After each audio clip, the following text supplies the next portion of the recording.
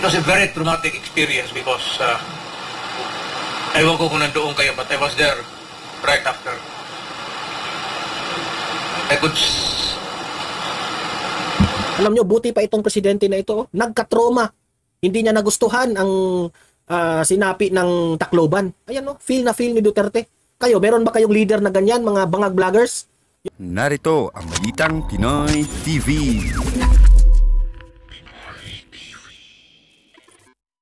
Magandang araw sa atin lahat mga kababayan. Dito na naman tayo sa another episode ng ating vlogs. Pag-uusapan natin ngayon, ito po, no? Nagtitrending yung sinabi kagabi, no, sa interview ni Duterte. I believe na si Duterte hindi naman pumunta doon sa Hong Kong, no? For some other reasons. At ito lamang po ay nagpapa-interview sa media. Ngunit I believe na local media 'yon, ha. Pero doon sinabi lahat ni former President Duterte. May binanggit pa nga siya patungkol kay Presidente Bongbong Marcos. Mainit na sinabihan ni Duterte itong si PBBM na magtrabaho ka, Mr. President. Magtrabaho ka, PBBM. Mainit yung sinasabi niya, ha?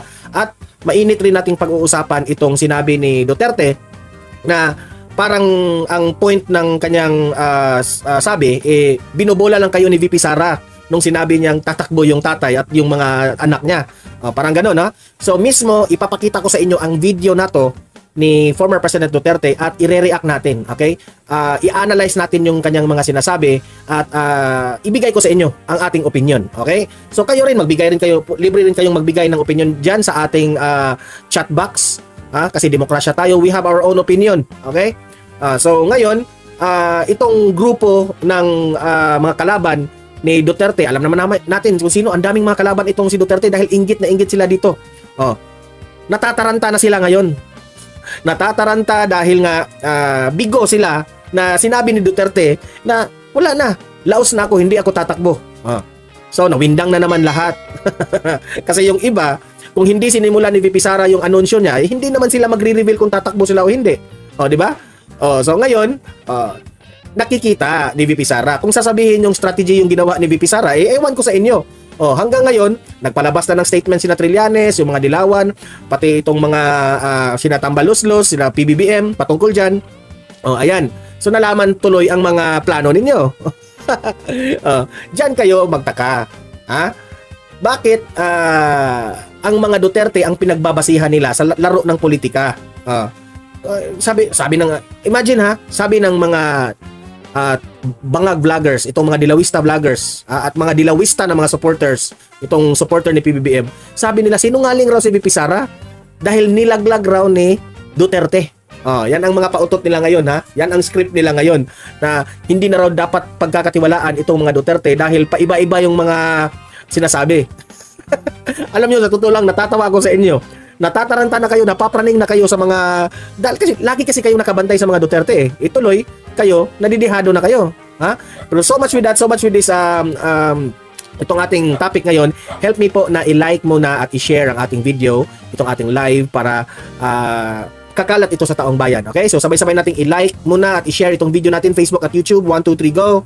Ayan, and also guys, paki-subscribe at paki-follow ni Facebook at YouTube kung hindi ka pa nakasubscribe, no? Para lagi kayong updated sa mga balita na kagaya nito at ma-notify ang inyong mga cellphones kung meron tayong breaking news, okay? So sabay-sabay nating i-follow, i-subscribe Facebook at YouTube. Ready? Follow, subscribe. 1, 2, 3, go! Ayan, naka-follow, subscribe na lahat. So, simulan na natin itong sabay-sabay nating panoorin yung sinabi po ni former President Duterte at tayo po ay magre-react, no? So, guys, listen carefully, no? At laliman nyo po ang inyong isip while pakinggan natin ang mga answers po ni former President Duterte patungkol po dito sa mga questions ng media. Okay? So, yan, Tatay Digong. Okay, so pasok. Have this audience with you, this session this afternoon. I'm ready to answer your questions. Ayan. Aside from visiting gaming village, ano po ba ang pakiba natin tapos sa gaming church? Ano po ba, ano ibang mga activity pa na natin? Actually, ma'am, may sadya talaga ako doon sa Maasin. It's my birthplace. doon ako pinanganak eh. Marami akong relatives. One of the things that we are presently discussing is yung politika doon, the dynamics. Puro pinsan ko yan sila, halos. So, pag-usapan natin, acting as a mediator para maganda takbo ng Leyte, at least doon sa lugar nila. And punta na lang ako dito. Ang sadya ko rin talaga, I timed it to visit them. Ito yung sinabi ni Tatay Digong. Ito yung sinabi niya. Imagine that one, pumunta dyan siya sa Tacloban para kumustahin ang mga taong tinulungan niya. Imagine ha, hindi na siya presidente, pero pinuntahan niya ang Tacloban dahil alam niya na grabe yung nangyaring bagyo ng Yolanda. Okay? Alam naman natin, ilang taon na yon, pero kinumusta pa rin ni Duterte. Ano na ang kalagayan nila, di ba? He is still monitoring kahit hindi na siya presidente. O kayo, yung mga tambaluslos vloggers, kaya ba yan ng amo nyo? Kaya ba yan ni PBBM? Ni minsan nga, hindi ko narinig na pinisita ni PBBM yung Tacloban na yan eh. Puna lang siya ng puna. Pero ito, hindi na presidente, pumunta dyan sa Tacloban, kinumusta ang tao dyan kung ano na ang kalagayan nila. Ano na ang present situation ngayon. Ha? Sa ilang mga taong nagdaan. Imagine that one, ito yung tinatawag nating follow-up na monitoring. Yan ang presidenteng magaling. Kayo, anong nagawa ninyo? And to visit here because of the fiesta, but more importantly rather, is yung Yolanda na pinuntahan ko nung tragedy that happened many years ago. Tinignan ko lang yung kung ano ang ang buhay nila. Kinumusta ko lang. Wala akong napumunta lang ako ng simbahan just to thank God for the journey here. Nagkandila ako just like any Roman Catholic. Tapos kakain, but paalis na rin ako ngayong hapon. So, isa na lang. Ano ba ang nakita mong sitwasyon nila, sir? Eto, so tinatanong siya ngayon. Tinatanong siya ngayon ha, sir. Ano ba ang nakita mong sitwasyon ngayon dito sa Tacloban? Okay, pakinggan. Yung sitwasyon nila, sir, ng mga Yolanda survivors. Well, I'm happy that they have at least there's a regrowth of the place, and although I was not able to talk to them intimately because kulang yung panahon. Ayan, si Merciful Alferez, ayan, nag-welcome to mayor na level. Ayan, kung gusto nyong magpa-member sa Donmar TV, pwede kayong magpa-member mayor level, governor level, meron dyan ha, senator level, meron yan. Maraming salamat, Merciful Alferez. Ayan, Evangeline Gonzalez, ayan, Hong Kong dollars na $8. Ayan, maraming salamat, Evangeline Gonzalez. Ayan, may nahihiya naman ako dito, nagpapakulay. Grabe ang colorful ng July 1 natin. Ayan, palakpakan. Maraming salamat, Evangeline Gonzalez. Merciful Alferez, maraming salamat po. But to see the smiling faces, but you know, if there is one tragic event in my life, marami yan eh. Matayan ka, may isa akong event na nagkaroon ako ng trauma. Yung Yolanda.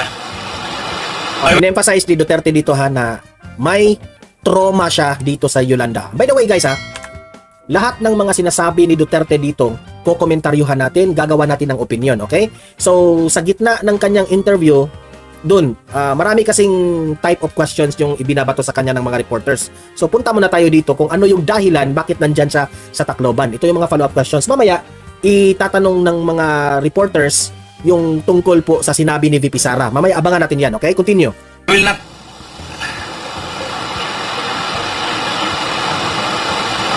It was a very traumatic experience because ewan ko kung nandoon kayo, but I was there right after.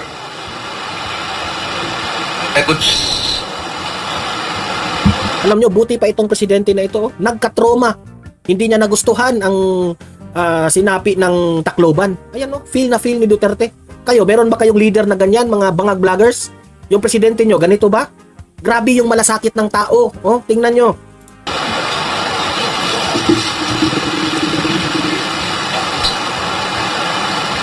Nakita ko yung mga tao na I had to Imagine ha, gaano sila ka iba ni PBBM. Siya, itong si former President Duterte, busy sa pag-monitor ng mga taga-Tacloban kung okay na ba yung kalagayan nila. Pero si PBBM, busy kung ano naman ang susunod na concert.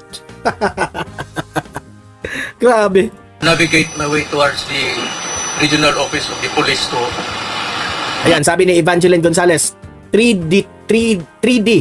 Yan ang bago kasi ngayon 3D. Duterte full support, Marcos resign. Ayan. Maraming salamat Evangeline Gonzalez. talk to them. I was only mayor lang ako noon. Pero sinabi ko na sa kanila na yung tulong ko, maswerte yun because at that time, the new ambulances kakadeliver lang sa Sudan. Imagine natatandaan ko pa yon yung sinabi ni Duterte. Bagong deliver yung mga ambulansya sa Davao. At yung ambulansya sa Davao, hindi yun basta-basta ordinaryong ambulance. Mga high-level ambulance yung kanilang in-order sa Davao. Tuloy, lahat yun ipinadala ni Presidente Duterte. Mayor pa siya at that time, Mayor Duterte. Pinadala niya yung ambulansya niya doon sa Tacloban sa may nangyaring Yolanda victims, yung talagang center of yung mga victims doon. Diba? Ang galing. Mayor pa siya doon. Oh, si PBBM, ikaw sabi mo walang nagawa ang administrasyon ni Pinoy at ni Duterte sa Yolanda. Oh, ito, isasampal ko sa inyo ito.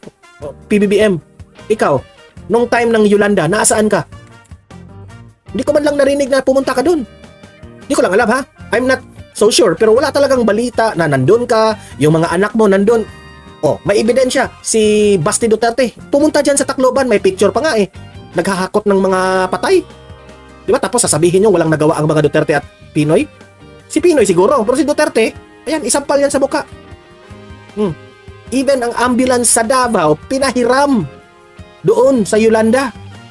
Dahil wala na talaga. Yung Tacloban, hindi na. The local government is not functioning already kasi lahat sila biktima.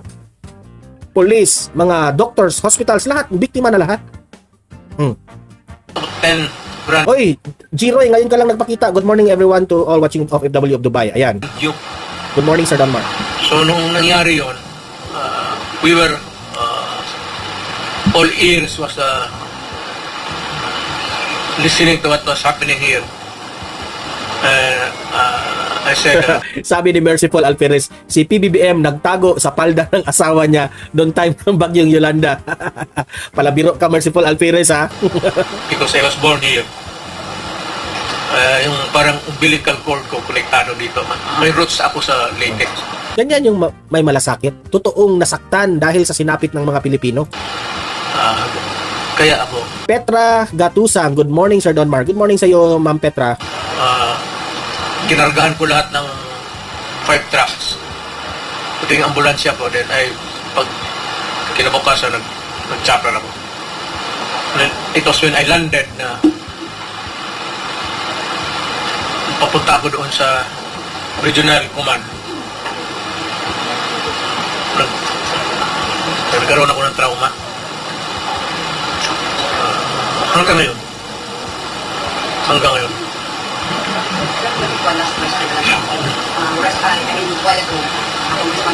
Ito na nga mga kabalita. Ano na ang masasabi nyo patungkol sa balitang ito? Please comment down below mga kabalita. Pag-usapan natin yan sa comment section. At kung di ka pa nakasubscribe sa ating channel, baka naman